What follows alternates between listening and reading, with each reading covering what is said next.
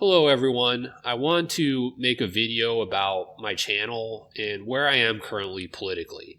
When I first started this channel, there were two things that I wanted to focus on. One was politics. Back when I started this channel, I very much bought into Donald Trump's America First platform. I viewed myself as a nationalist conservative. I did many videos critical of people who, for example, advocated on behalf of immigration and especially illegal immigration. I also created many videos defending the criminal justice system in the United States from criticism that I felt was unfair coming from social justice warriors. While I don't feel my views have radically changed, I still feel the criticism of the criminal justice system is mostly unfair, and I still mostly agree with Donald Trump. My views have evolved somewhat. I think there are some legitimate problems with the way our criminal justice system operates in the United States. Now, by all means, I do not agree with John Oliver and all these NPC dipshits, but I do think there are some legitimate criticisms. However, I'm not going to focus on those in this video. Politically, my views have shifted as well, and I've increasingly become to identify myself as a post-liberal conservative.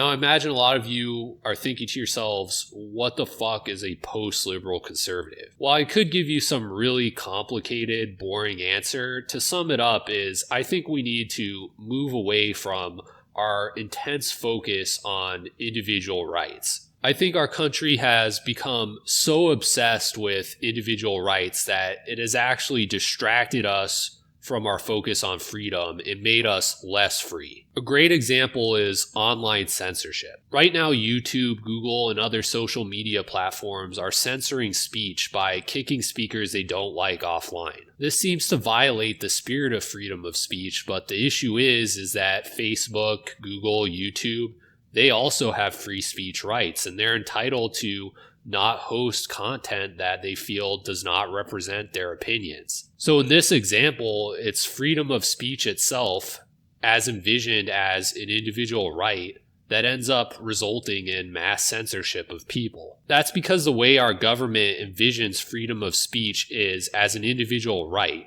rather than as a concept that should be celebrated by all of the citizens in our country. If you could imagine the Constitution being reworked to, instead of indicating that individuals have a right to freedom of speech, individuals are instead expected to live up to a virtue of freedom of speech, Google, YouTube, and all these other tech companies would not be able to censor people without violating the constitutional requirement to live up to virtuous conduct. Let's talk about another right guaranteed to individuals by the Constitution. Specifically, let's talk about due process. One of our due process rights under the Sixth Amendment is to confront any witnesses against us. So for example, if you're accused of a crime, you, or more likely your defense attorney, can question that witness during a criminal trial. Now, a common thing that's happened throughout the country in cases of adult men who molest their children or children of friends or family members is that they will choose to represent themselves in order to be given the opportunity to cross-examine the children victims who they molested. This has become a very common tactic that child molesters use to get away with molesting children because many children are just far too traumatized, too afraid to be in a situation where they're being aggressively questioned in front of an audience of people by a person who violated them in an extreme way. This is especially true when you're dealing with a very young child as a victim. Now, right now, we view due process as an individual right. So absolutely, these child molesters have an unqualified right to cross-examine these children who they molested. And therefore, it's the law in the United States that they get to do this. And as a result, a lot of these cases get tossed and these guys get off because these young children are too scared or too traumatized to be cross-examined by their rapist. Now, if due process was instead viewed, instead of an individual right, rather a virtue which the government is obligated to abide by, then suddenly this practice of having a child molester cross-examine their own victims would no longer be favorable. This instead would be viewed as a perversion of due process and would be deemed unacceptable in our society. Instead, what the process would have to do is come up with some other way of dealing with this issue that respected the due process to all sides involved in the criminal trial process. Another example is our seemingly intractable problem of illegal immigration.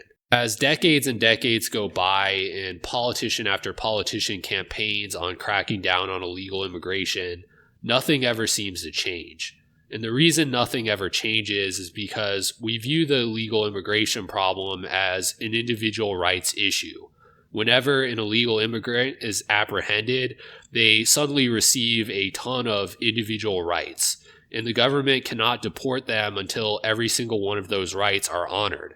In fact, our system is so bad that people can just pour across our southern border, claim refugee status fraudulently, and stay in our country for years and years without anything happening to them because the government has failed to exhaust every single individual right that these people have. Now, I'm hardly the first person on the right wing to advocate for post-liberalism. Actually, it's been an ongoing topic in the National Review over the past several months. Recently, the National Review published an article that basically called the post-liberals empty critics, that they didn't really have a viable alternative to liberalism.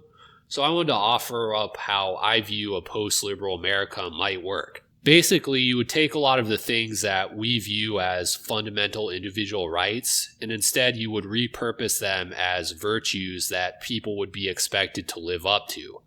When I say that people would be expected to live up to these virtues, people is meant to include everyone, including not only individual people, but also the government itself, as well as corporations. So in a post-liberal constitution that establishes the requirement that people adhere to a virtue of freedom of speech, for example, the government and corporations would be required to live up to that virtue. So if YouTube kicked, for example, Alex Jones off of its platform because it disagreed with his views, it would not matter that they didn't violate anyone's individual rights, because certainly Alex Jones doesn't have a right to have a YouTube profile.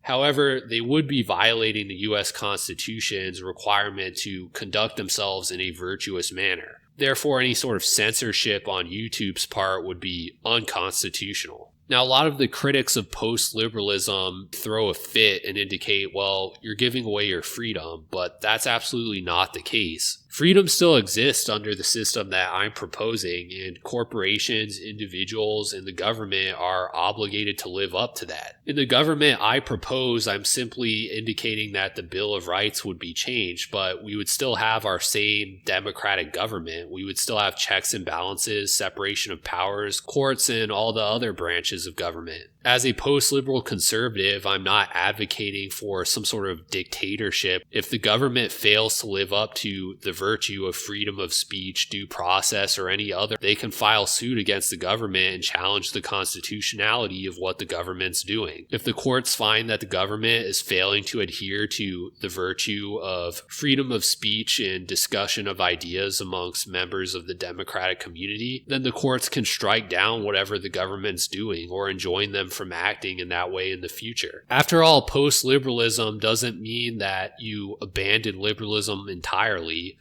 It's a reference to going beyond liberalism, to taking the next step. Another reason to prefer post-liberalism is that it restores us back to the original Western tradition. In ancient Athens and ancient Rome, they did not have liberal governments. They didn't recognize any sort of concept of individual rights. Instead, the highest principle was virtue. These societies instead advocated for achieving excellence, whether it's in your own personal character, your career or professional responsibilities, your citizenship and voting record, or even in the artwork that you produce. By getting so hung up on individual rights, we've gone away from these traditions, and it's been to our great detriment. Our society today is far too focused on making money. Modern artwork and architecture is ugly, and mediocre. We don't have vibrant communities in the United States anymore. Fewer and fewer people go to church, belong to any sort of civic organizations, or do really anything at all to help the communities that they live in. Instead, people feel alienated from one another. Even shared traditions like eating a Thanksgiving meal with family are being constantly undermined by consumerism and an obsession with maximizing profits and making as much money as possible. Instead of focusing on achieving personal excellence, the path which many wise people have indicated throughout history leads to happiness, instead people are focused on the wrong things. People are obsessed with their gender or racial identity, or they spend all of their time playing video games, using social media, consuming drugs, or watching porn. If instead these people really focused on being the best person they could be, whether it's at their job, whether in their personal life, whether it's doing volunteer work or creating a great work of art, they would be much more satisfied with their lives. For all these reasons, I think it's abundantly clear that we need to move on from liberalism. That doesn't mean abandoning our freedom. It means becoming more free by looking at freedom in a different way, a way that isn't constrained by the concept of individual rights. So that's where I'm at currently politically. So thanks for watching this video. If you did indeed make it through, I hope this opened your eyes as to what a post-liberal conservative is. If you watch this video and you're not already subscribed to my channel, please consider subscribing. Thanks, I appreciate it.